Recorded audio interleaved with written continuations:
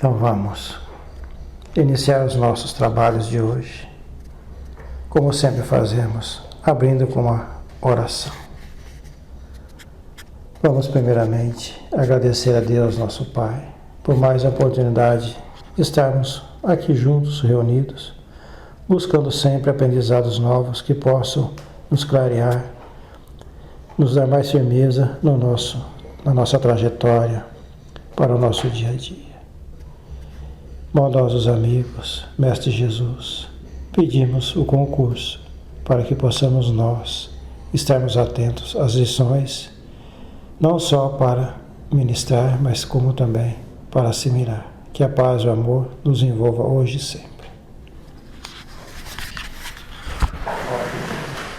Sejam todos bem-vindos ao curso sobre sustentação em trabalhos mediúnicos do Centro dos Irmãos. É o seguinte, a ideia desse curso, de dar algumas dicas a respeito de sustentação, surgiu quando nós, eu, o Arlindo e o Marcos, questionamos algumas pessoas que trabalhavam na sustentação de trabalhos mediúnicos a respeito do que eles faziam para sustentar. E tivemos ali várias respostas, né? Eu rezo, outro dormia, outro pensava em coisas boas, etc. Aí nós vimos que essas condições seriam as ideais para uma sustentação. O que é uma sustentação? E baseado na obra de Kardec, como a gente poderia desenvolver alguma coisa que desse ideia para a pessoa do que fazer, por que fazer e quando fazer.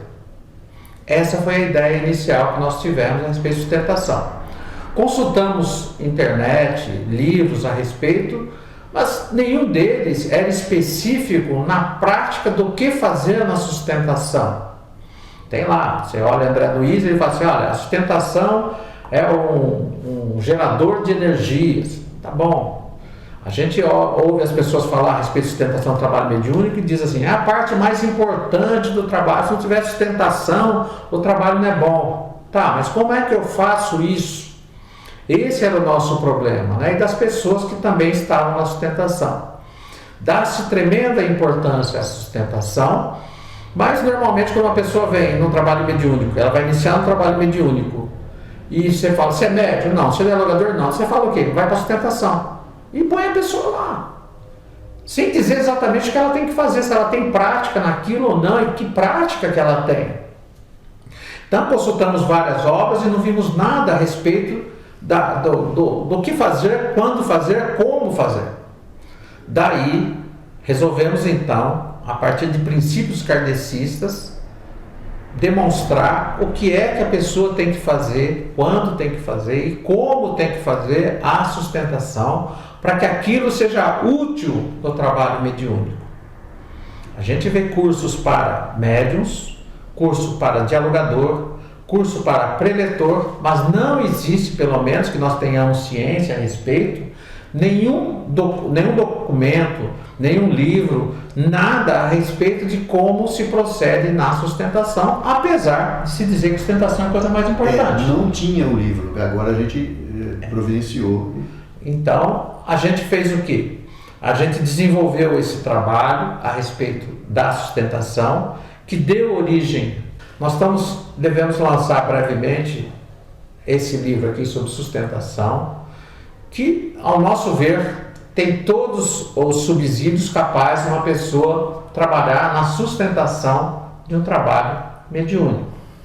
Então, a ideia não é ser o dono da verdade, não é que a gente tenha todos os itens capazes de serem transformados em perguntas, a gente tenha resposta, mas dentro daquilo que a gente conseguiu apurar a respeito da sustentação mediúnica, a gente colocou nesse livro que nós vamos, na medida do possível, colocar nessas aulas que nós vamos fazer a respeito de sustentação mediúnica. Bom, para iniciar então essa primeira conversa a respeito de sustentação mediúnica, a gente vai no livro A Gênese, faz parte do Pentateuco de Kardec, não é? E a gente vai lá no seu capítulo 14 da Gênese, os fluidos, né? E vai falar sobre a natureza e propriedade dos fluidos. Por que nós estamos pegando esse capítulo? No trabalho mediúnico, o que mais se trabalha ali são os pensamentos. Como é que esses pensamentos se aglutinam, se repelem, como é que funciona isso? E a gente acha que, então, no capítulo 14, no item 15 desse livro, A Gênese do Pentateuco Kardecista, a gente acha lá, olha que interessante, sendo os fluidos o veículo do pensamento, esse quem? O pensamento age sobre os fluidos como o som age sobre o ar. Eles nos trazem o pensamento como o ar traz o som. Pode-se, portanto, dizer com inteira verdade que há nos fluidos ondas e raios de pensamentos que se entrecruzam sem se confundirem, assim como há no ar ondas e raios sonoros. Depois ele segue aqui que os pensamentos criam imagens, etc, etc.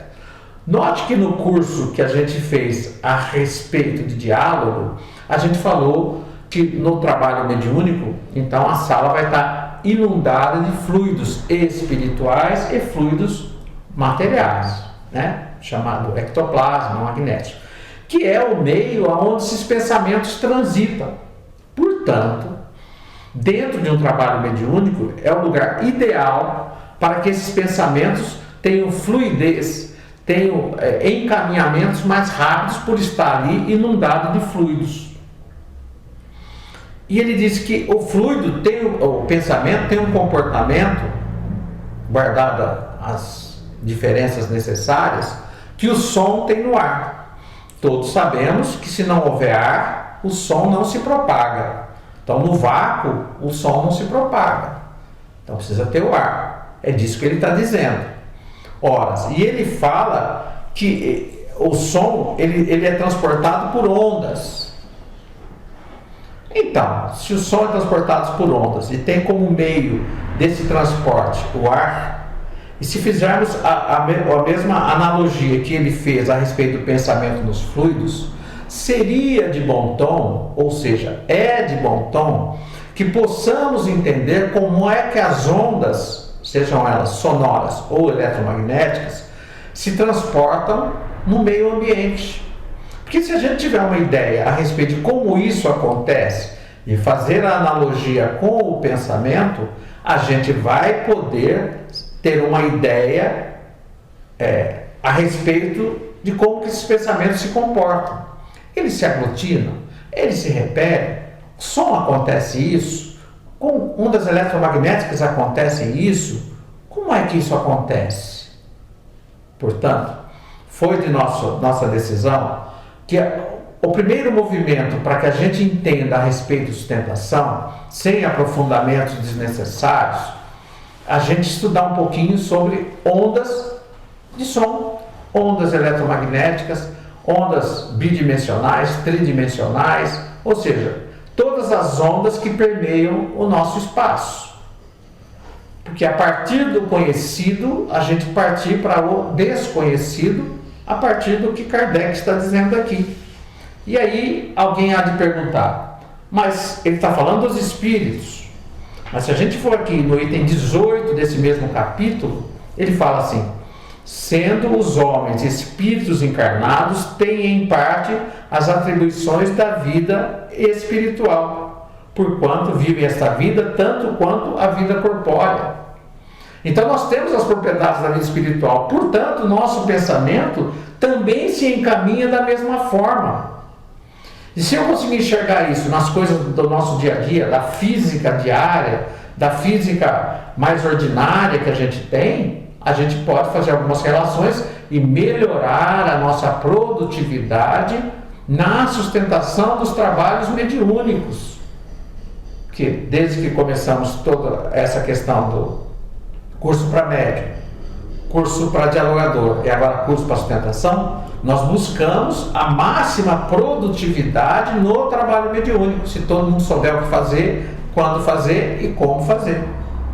Por isso, essa primeira parte, retomando o que eu falei há pouco, vai ser da gente trabalhar um pouquinho os conceitos de física. Então não se chateie com isso, porque isso tem uma aplicação naquilo que a gente vai chamar de sustentação.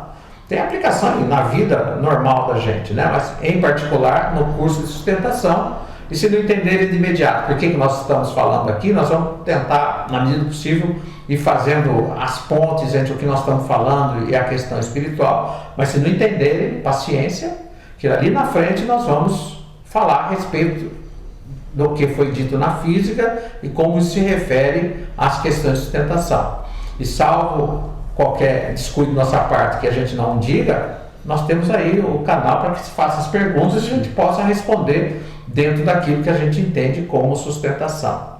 Então, nós fizemos essa introdução para que a gente possa, então, a partir de agora, começar a trabalhar a ideia física em ondulatória a respeito de ondas, bem superficialmente, só os conceitos que nos interessam, para que a gente aplique isso na questão da sustentação mediúnica. Portanto, podemos então começar a respeito da introdução em ondulatória.